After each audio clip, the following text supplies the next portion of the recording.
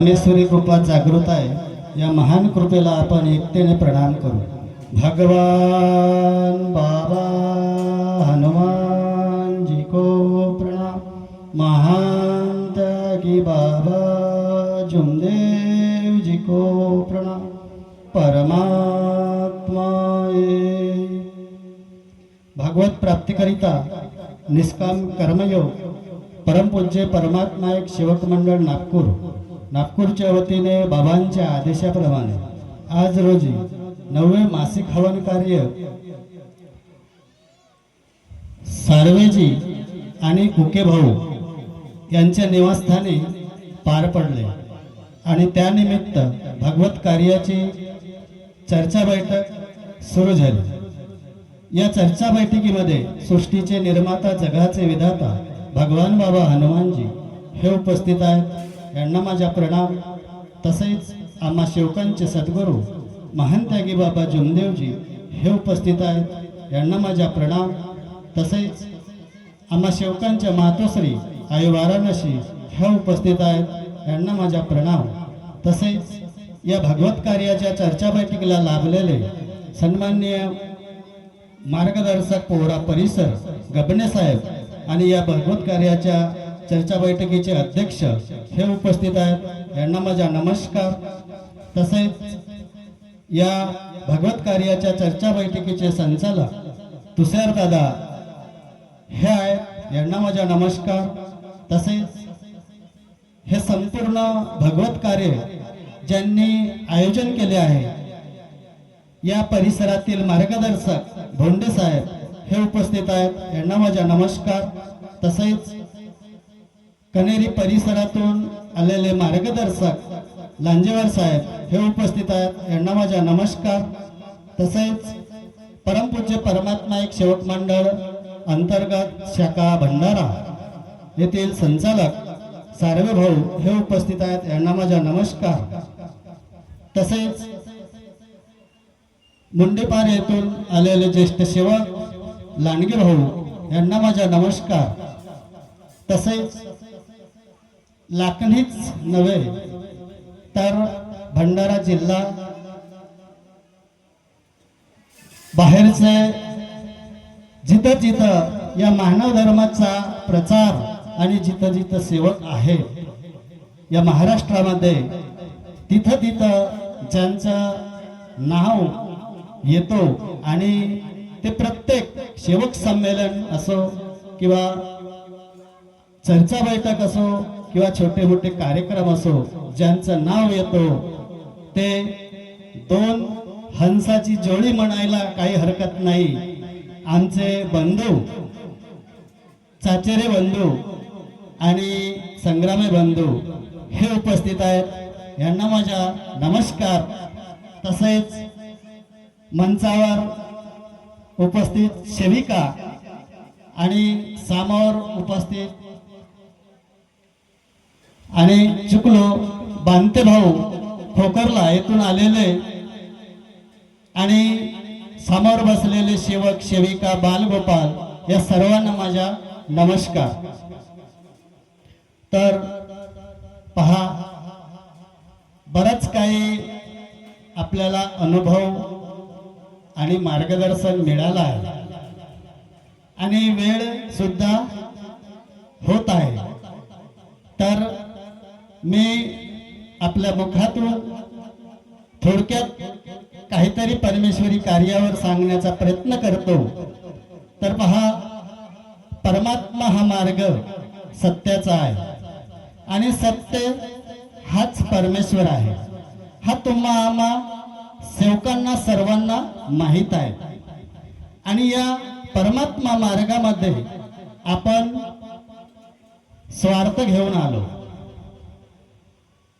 कारण स्वार्थ कसा म्हटला तर आपण दुःखी होतो, चहू दिशा आपल्या फिरून झाल्या, आपले नातेवाईक रिश्तेदार आपल्याला दुरावले आणि जेव्हा आपल्याला समाधान कुठं मिळत नव्हता त्यावेळेस ह्या परमात्मा एक मार्गाची आठवण आली। आपण सहजासहजी या मार्गात आलो नाही, कारण दुःखच एवढे होते की एक तर आत्महत्या करावा किंवा दुसरा पर्याय परमात्मा एक मार्ग. परंतु मार्गही स्वीकार करताना विचार यायचा की आपले जे पूर्वजांचे जे देव होते, आमच्या घरी 2-2 टोपल्या देव होते, त्यांना विसर्जन करून कसा या मार्गात जावाचा हाही विचार प्रत्येकासमोर होता. परंतु त्यांचीही पूजा आपण केलो, परंतु तिथेही आपल्याला समाधान मिळाला नाही. शेवटी या मानव धर्मामध्ये मरण्याकरिता आपण आलो. मार्गदर्शकाकडे गेलो, त्यांनी पहिलाच शब्द सोडवला की या मार्गात मरावा लागते.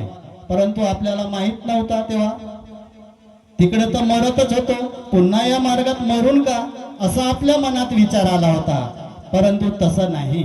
जेव्हा आपण मार्गदर्शकाकडे गेलो, त्यांच्या घरी गेलो आणि तेव्हा मी माझ्या कर्माने चुकलो असं वचन दिला परमेश्वराला, तिथून आपल्याला सुखाची चाहूल लागली आणि तिथून आपल्या कुटुंबात, आपल्या घरामध्ये सुख यायला लागला. ही परिस्थिती प्रत्येकाच्या घरी होती. माझ्याही घरी तीच परिस्थिती होती शेवट बंधूंनो. पण आम्ही 7 कुटुंबाचे सदस्य होतो. 6 महिन्यात 4 सदस्य परमेश्वरामध्ये विलीन झाले. एवढे भयंकर दुःख होते आमच्याकडे. पण 4 सदस्य जेव्हा परमात्म्यामध्ये विलीन झाले, तिसरा 5वा सदस्य माझी बहीण, तिचा लग्न झाला आणि आम्ही राहिलो, माझी आई आणि मी. जेव्हा ते जुनेच दुःख माझ्यावर आले, एवढे भयंकर दुःख आले की मी उभा राहू शकत नव्हतो, बोलू शकत नव्हतो, फक्त झोपला राहायचा. आणि उभा जर केला तर माझी मान जमिनीला लागत होती, आपल्या आपणच वाकत येत होती. असे माझ्यावर खूप दुःख होते. शेवटी आमच्या गावामध्ये 5-6 कुटुंबाचे सेवक होते आणि त्यामधला एका शेवकीनबाईनं सांगितला घरी येऊ की बा मोहन भाऊ असे असे तुमच्यावर दुःख आले. आणि आता माझ्या आईलाही समजवते, परंतु माझी आई काही समजत नव्हती या मार्गात यायला. आणि तेव्हा त्या मुलीने समजवला की बा तुझे एक मुलगा, एक मुलगी, तुझा पती, तुझा भासरा हे सर्व परमेश्वरामध्ये विलीन झाले आणि आता या मुलालाही सुद्धा तसाच करावा लागल. परंतु शेवटी माझी आई तयार झाली आणि मला खाचरमध्ये टाकून, चांदणा ते सेलोटी, मला हौस नव्हता, खाचरमध्ये टाकून सेलोटीला नेला. चालू शकत नव्हतो, बोलणंही बंद होता. अशा परिस्थितीमध्ये आमचे मार्गदर्शक अंतिरामजी धुर्वे यांच्याकडे नेला आणि त्यांच्या घरी छपरीमध्ये लेटवून दिला. लेटवल्यानंतर त्या साहेबांनी सांगितलं, धुर्वे साहेबांनी, की बा आता तुमची ही खाचर घेऊन जा. आम्ही विचारात पडलो, की माझी आई विचारात पडली का बा हे म्हणतात काय खाचर घेऊन जा, माझा मुलगा मी कसा नेईन. तर त्यांनी सांगितलं तुमचा मुलगा बरोबर येते, तुम्ही आपली खाचर घेऊन जा गावाला. आणि जेव्हा त्यांनी तीर्थ बनवून दिला तेव्हा माझ्या डोळ्याला लावला, माझ्या होटाला लावला, तेव्हाच मला चेतना आली. पहा, अशी परमेश्वरी कृपा आहे. सणात ज्याप्रमाणे आपण लाईट बटन दाबतो, त्याप्रमाणे लाईट लागतो, त्याचप्रमाणे ही परमेश्वरी कृपा आहे. सणात आराम होते. म्हणून शेवक बंधूंनो, ह्या परमेश्वरी कार्याकडे, बाबांच्या आदेशाकडे लक्ष ठेवून आपण आपला प्रपंच चालवणे आहे. बाबांनी अघात परिश्रम केला. खेडोपाडीत जाऊन ज्या पद्धतीने जमल त्या पद्धतीने जाऊन हा मानव धर्माचा प्रचार केला. आणि ही परमेश्वरी कृपा फुकटामध्ये तुमच्या आमच्यापर्यंत आली. जर का आपण पैसे मोजून दिला असता तर बाबांच्या आदेशाकडे दुर्लक्ष केलं नसतो. आपण फुकटामध्ये, ही परमेश्वरी कृपा आपल्याला फुकटामध्ये मिळाली म्हणून बाबांच्या आदेशाकडे कानाडोळा करतो, बैठकीत जात नाही. आणि मी ह्या पेंढरी परिसरातील सेविकांचे धन्य आहे, कौतुक करतो का खरोखर एवढे काम असून तुम्ही ह्या परमेश्वरी कार्याला उपस्थित आहात। बऱ्यापैकी बरीच संख्या आहे, सेवकांची संख्या आहे, सेविकांची संख्या आहे आणि तुम्हाला परमेश्वरी कार्याची गोडी आहे म्हणून परमेश्वरी कार्यामध्ये आहात। तर असेच परमेश्वरी कार्य करत जा आणि बैठकीला जा। जास्त वेळ होत आहे। आता एक संग्रामे भाऊ होते देऊळगावला आणि ते संचालक होते तिथे, आणि हे यांच्यावरूनच मला एक तिथला बाबांच्या जीवनावर एक अनुभव आठवला।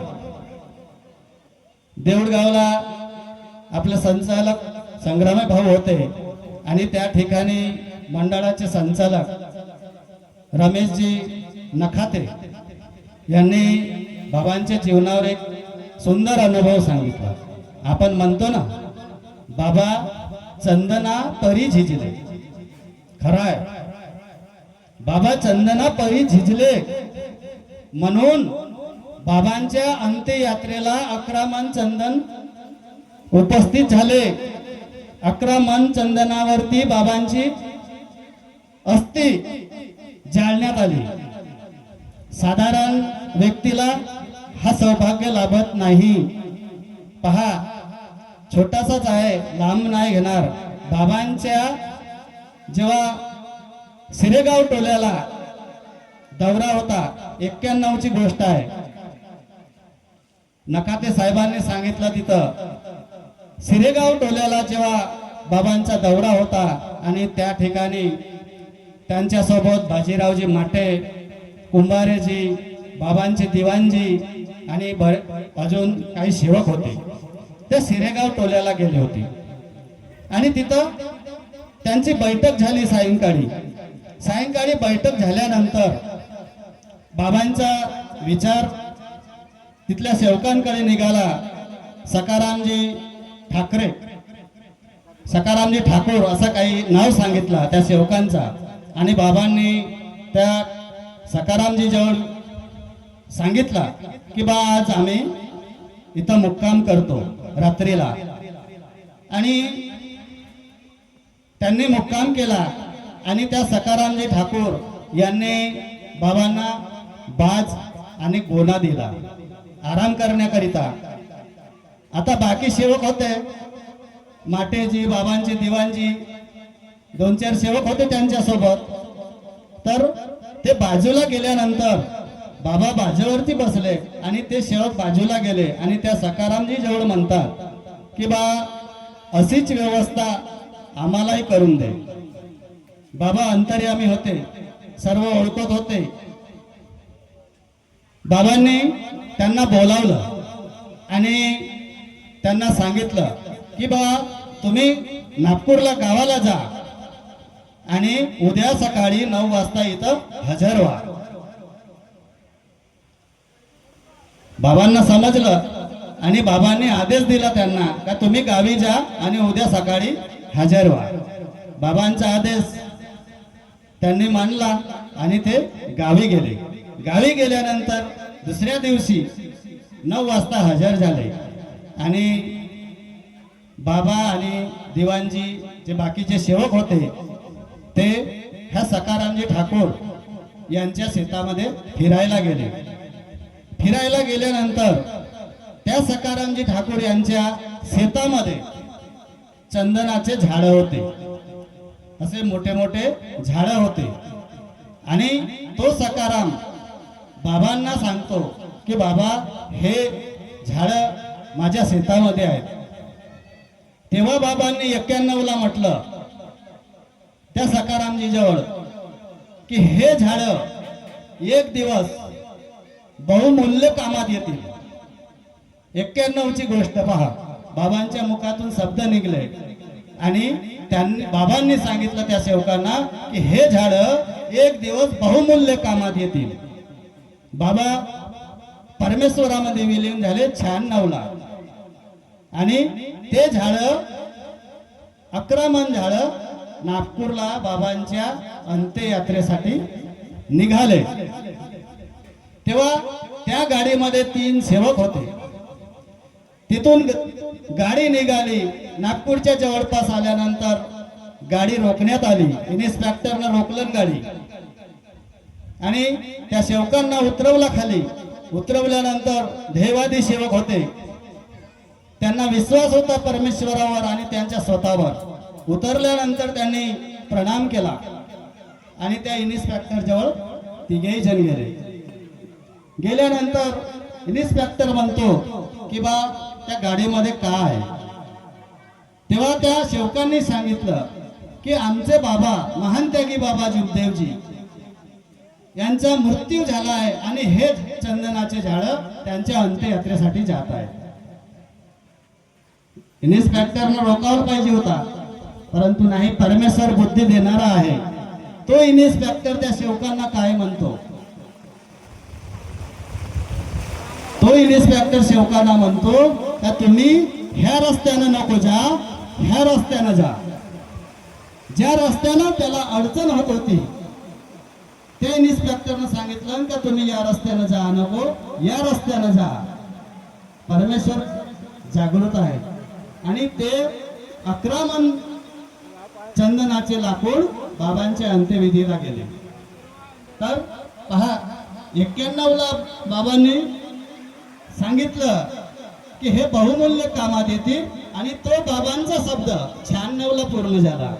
म्हणून आज जरी बाबा शरीर रूपाने नसले तरी आत्मरूपाने या परमेश्वरी कार्यामध्ये, या बैठकीमध्ये उपस्थित आहेत। म्हणून सेवकांनो, परमेश्वरी कार्याला समोर ठेवून आपले प्रपंच सुखमय जीवन जगा। एवढेच बोलून मी माझ्या वाणीला विराम देतो। सर्व सेवक बंधू भगिनींना नमस्कार।